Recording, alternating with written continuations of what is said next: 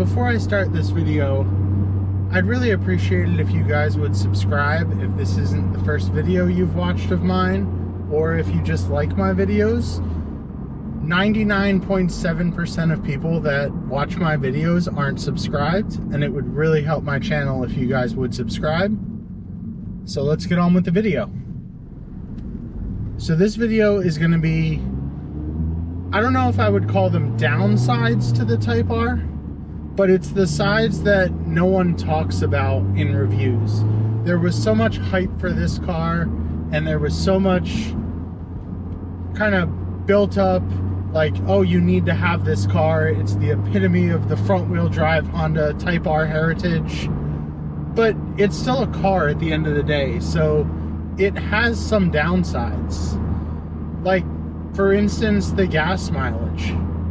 This car does not get good gas mileage, and I've said it in other videos that my old tuned Civic Si 2020 got probably like 40 miles per gallon or so average on the highway with just me in it.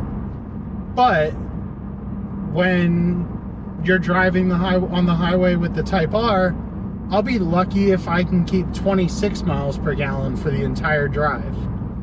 So it really is a big difference. 14 miles per gallon adds up quick. That's the other issue with this car, is that 14 miles per gallon less than a Civic Si, and the gas tank is the same size. So the gas tank is 12.39 gallons. So 12 gallons over 14 miles per gallon difference is quite a bit of mileage. In this car, you fill up with gas all the time. Now, I'm lucky. I don't have a commute, so I put minimal miles on my car. In 6 months, I've put 3,000 miles on the car. And I've still filled this car up with gas quite a bit. Right now, for the entire life of the car, I'm averaging 23.2 miles per gallon, which of the 3,000 miles I've done on this car, probably about 2,000 of them have been highway driving. And then my last fill up, I'm averaging 21.1 miles per gallon over the last 130 miles. And I have less than half of a tank of gas. So this car uses a lot of gas. And that's a side no one really talks about. Yeah, it's a fun car, but it does use gas. Now, second thing about this car that no one talks about is road noise. And just listen. My foot is off the gas. This is all road noise. It is a loud car. With grippy tires like this, the Pilot Sport 4s, and no insulation to save weight, or I guess sound deadening to save weight in this car, it is loud. Especially cruising on the highway at 65, 70 miles an hour, you can hear it. And so being on your phone while you're on Bluetooth or something like that, you need the volume all the way up in this car just to be able to hear someone when you're daily driving this car on the highway. The third thing no one talks about is the cost of parts for this car versus the cost of parts for other Hondas. So a set of tires for this car is going to be around $1,200. That's if you get them cheap. I mean, most of the places I've seen, the tires have been over $400 per tire. So you're looking $1,200 to realistically like $1,700, depending on where you buy the tires, for a set of tires. And that's quite a bit. I mean, I don't take this car to the track. I just drive this car on the road. I already know that there's some wear and tear on the tires that I have on this car.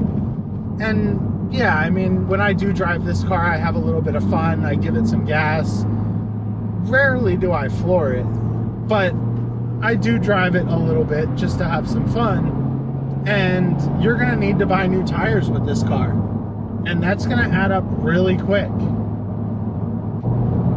The other part, I guess part number 4, is that this car is front wheel drive.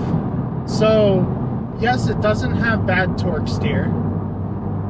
Torque steer is almost non-existent. Even with a tune, it is very minimal. I mean, you can hold it with 2 fingers and give it gas and you're gonna stay straight. It's really not bad, but you don't have a ton of grip, and that's a huge downside. Off the line, this car is not meant to drag race. So off the line, this car is not good at all. But from 30 miles an hour, 40 miles an hour, 50 miles an hour, if you were to do roll racing, this car is pretty good. It's just that off the line dig that the front wheel drive can't do. Now the last thing I want to talk about is the suspension. And this one is touched on a little bit in videos and reviews where people say that this is a track ready car. If you wanted, you could take it off the lot and take it to the track. So with that, the suspension is a little more tailored to the track than it is for daily driving. And so I have my car set to comfort right now, and you can still feel every bump in the road. Now, I'm young and don't have back problems or anything like that, so I really don't mind it. But compared to a non-track ready car, the suspension is really hard. And so you have technically 3 modes that you can do, which for the suspension, which is either comfort, sport, or plus R. And in comfort, it's softer, much softer, but it's still on the harder side for a regular car. And then it just gets harder from there. So those are things that people don't really talk about with this car when they're doing reviews. They say how great it is, they say it's a track-ready car, and of course you have the people who are saying, well, you bought a track-ready car, so you can't expect it to kind of be the best of both worlds. But there's options out there now. If the suspension can change for the ability to get harder to go onto the track, you'd think they could make it a little softer to go on the road. So yes, I bought a track car that I don't plan on tracking, and I daily drive it on the street. It's perfectly fine, but it's things that I didn't know about this car before I had bought it. So let me know what you guys' thoughts are. This video idea actually came from a comment on one of my other videos where a guy was talking about all the downsides to his Type R that they don't talk about. So let me know what you guys think. Is this a deal breaker for you? Do you absolutely love the car? Maybe this is your 5th car, you have 4 other daily drivers, and this is the one you drive every so often. But if you liked the video, please give it a like, please subscribe, and I'll see you in the next video.